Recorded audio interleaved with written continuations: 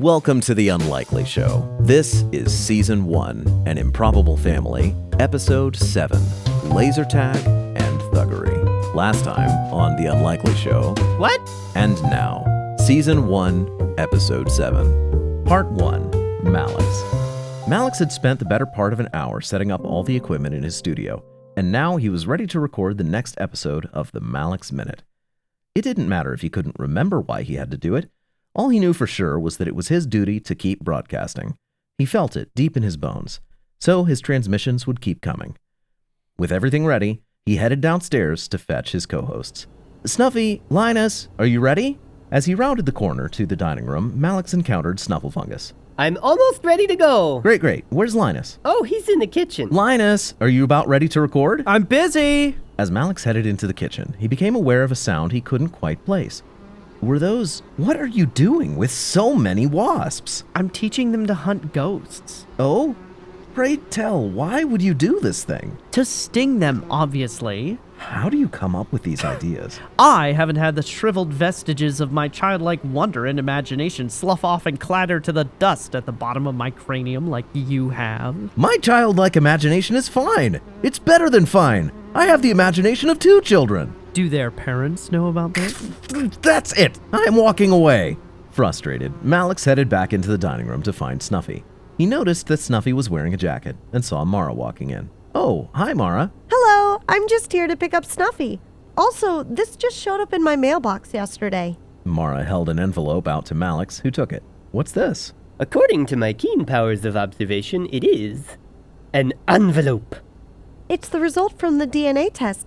I already looked at it. Do you want me to tell you? I won't tell you. No spoilers. Malex pulled the letter out of the torn envelope and skimmed it quickly. So it's true, we're brother and sister. I guess we knew that already. Yeah, it's good to know, but I just don't know what to do with this information. Anyway, I don't have time to think about this right now. Snuffy, are you ready to record? Let's go. Oh, I'm hanging out with Mara today. Yeah, we had plans. Oh, you did? I was planning on recording a Malex Minute episode. Oh, yeah. I forgot. We can make it up to you. Next time I'll join and help out with the show. Okay, have fun. We will. Bye. Malex watched them go, then sighed. Alrighty then. Part 2, Mara. One of Mara's favorite things to do was to take Snufflefungus to the arcade. They played laser tag, and they played to win. Snuffy, get out of there! You're going to get pinned down! Cover me! Mara couldn't see the rest of her team right now. It was dark, with flashing lights and blacklight effects everywhere. But that wasn't the problem. She couldn't see her team because, in all likelihood, they had been picked off by now. Being children, they were disorganized, slow, and vulnerable. It was down to just her and Snufflefungus now. Them and, of course, most of the opposing team. Their team had some new hotshot teenager on it. Unfortunately, he was good. Good enough, in fact, that he had emerged as a captain and was organizing the assault on Mara's and Snuffy's position. We're running out of options here, Snuffy. We need to try an alley-oop! Are you sure? Yes! Throw me! Snufflefungus didn't have any arms or legs, but what he did have was incredible telekinetic power. So, using only his mind, he picked Mara up and hurled her over the heads of their shocked opposition. As she sailed through the air in the dark above the laser tag course, time almost seemed to slow down for Mara. She was wearing all black and was illuminated only sporadically by scattered lighting effects. As silent and visible as a bat, Mara aimed her blaster straight down and took out several of the astonished teens before curling into a perfect tuck-and-roll land. In the moment it took her to spin around and leap to her feet, she considered what sort of nightmares they would have now. Who should ever expect a shadowy woman to swoop out of the night raining down equal parts death and disdain? Losers, that's who. She jumped to her feet just in time to see Snufflefungus finishing his surprise assault. Just like they had practiced, he had taken advantage of the element of surprise to hop up to the ringleader and shoot him right in his smug little chest. And with that, the game was over. The lights kicked on. We won! Yay! Hey, no fair! You cheated!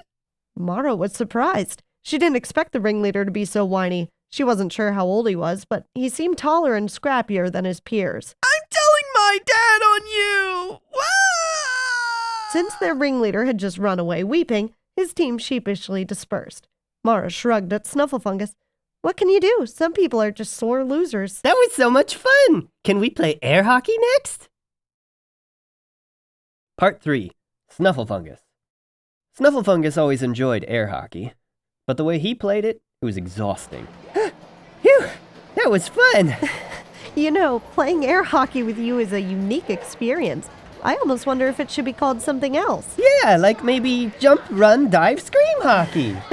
Exactly. Okay, I'm going to get us some sodas. I'll be right back. Okay. Just as Mara walked away, Snufflefungus heard a familiar voice behind him. There you are, you cheater! Who, me? It was the teenager from laser tag. He seemed even taller somehow than he did in the laser tag course, and he loomed menacingly over Snufflefungus. Yeah, you! You embarrassed me in front of my friends! Now you have to pay! Pay? What would you like me to pay? I only have a couple of farthings on me right now. I don't want your stupid cash! I want an Xbox Series X! Oh, please, be reasonable. Snufflefungus glanced at the boy's name tag. Gonathan? What did you just call me? Gonathan. Oh, Dad, he made fun of my name! A large man, presumably Gonathan's dad, lumbered over yelling. What's the matter, Jonathan? He embarrassed me, and now he's making fun of my name! Hey, freak! What gives? Nothing! Just then, Mara ran over and stepped up beside Snufflefungus. She didn't have any soda, so she must have heard the commotion and ducked out of line. Hey, what seems to be the trouble over here? Your freak pet over here is making fun of my boy. He made me cry in front of my friends! I didn't mean to! Oh, wow. I'm sure it's all a big misunderstanding. Snuffy, why don't you just apologize to... Snufflefungus saw it happening. He saw Mara's eyes glance down to the name tag, but it was too late. Why don't you just apologize to Gonathan here and we can... You two? It's Jonathan! Jonathan! G makes a jaw sound! Yeah, a jaw sound! Snufflefungus noticed a vein pulsing at Mara's temple. Yeah, okay, let's go, Snufflefungus. Not until you pay for ruining my Jonathan's birthday! Wait, it's your birthday party today? Snufflefungus glanced over at the party table. There were indeed a bunch of kids sitting around the table. They were staring at the confrontation, facial expressions ranging from amused to mortified. Yeah, it's my birthday party today! What about it? Happy birthday! Why are you wearing a name tag to your own birthday party? That's because I don't have any friends! My dad gave me this party and he bribed all these kids to come celebrate with me! Aren't I the greatest? You sure are, Dad! So, how about it? Does your freak have a present for my son? Or are we gonna have to beat it out of him? Yeah, we'll beat it out of you! I just have a question. Snufflefungus had seen that glint of rage in Mara's eyes before. It sent a shiver down his spine. Does Gonathan know how his dad paid for this party? My dad is a hard worker! That's how! Yeah, what he said. Does Gonathan know that his dad pilfered the money out of a woman's purse to pay for this party? Now I know you're lying! My mom doesn't have any money! Oh, sweet child. It wasn't your mom's purse he was stealing from. Dad? What is she talking about? You stop talking! Right now! Does Gonathan know that his dad can't help spending all the grocery money on lottery tickets, and that's why there's never any food in the house? She's a witch! Let's get out of here! Dad! Ow! What is she talking about? Hi, Gonathan! By Dad. Snufflefungus watched the pair run away. He was sorry the boy hadn't enjoyed the laser tag match, but Snuffy was certain he would have a fantastic day. After all, it was his birthday. Everybody had a great day on their birthday. Okay, Snuffy, are you ready to go home? Yep, let's go. Part 4. Some years ago. Mara stepped out of the house and waved goodbye. Goodbye, Snuffy. It was nice meeting you today. It was nice meeting you two. Let's play again soon. Yes, I'm sure we will. Snufflefungus closed the door, and Mara turned away from the house. Cinching her jacket more tightly around herself, Mara walked briskly into the wind. It was an icy day, and her car was several miles away. She had a long, frigid walk ahead of her. She should have been elated. Her mission had been a resounding success. But Mara's heart constricted in her chest. She had never felt anything like this before. It was shame, it was guilt, but most of all, it was a sick sense of betrayal. Once she was a few blocks away from Snuffy's house, Mara pulled a cell phone out of her pocket. Hello? This is Mara. Oh, good. We've been anxiously awaiting your report. Yes, I'm all wrapped up over here. And the psychic energy you had detected earlier? My mission Mara's stomach nodded. There was a lump in her throat. Come again? My mission was a failure. Were you unable to intercept the source of the psychic energy? The psychic energy disappeared. I was unable to intercept it. I believe it was a false positive. That's disturbing. Come to the lab at once. We will need to run more tests on you. Yes, sir. Dazed, Mara hung up the phone and kept walking. What had she done? How could she explain herself? There was going to be trouble for this. The only thing she knew for certain was that she couldn't turn Snufflefungus in. She mustn't, no matter what it cost her. The end. Thanks for watching this episode of The Unlikely Show, a production of Markley Bros Entertainment.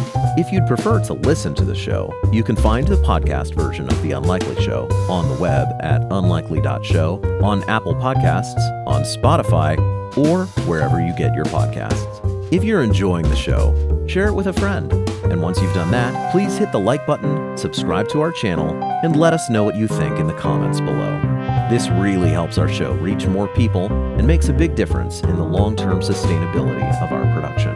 This show would not be possible without our community of members and the generous support of our patrons who love what we create and financially contribute to supporting the show. To learn more and to join our community, check out unlikely.show/join. Speaking of which, here's a shout out to our gold tier supporters for this episode. Huge thanks to LadyShadowMage and Flying Dutchman 67. You too can support this production with pledges starting at just $1 per month. To learn how you can pledge and receive some fun rewards, please visit unlikely.show/join. God bless and have a great day. Snuffy, get out of there! You're going to get pinned down! Cover me! Snuffy, no! Speaking of creatures turning inside out. Oh, that's my lungs! Blur your lungs. Medic!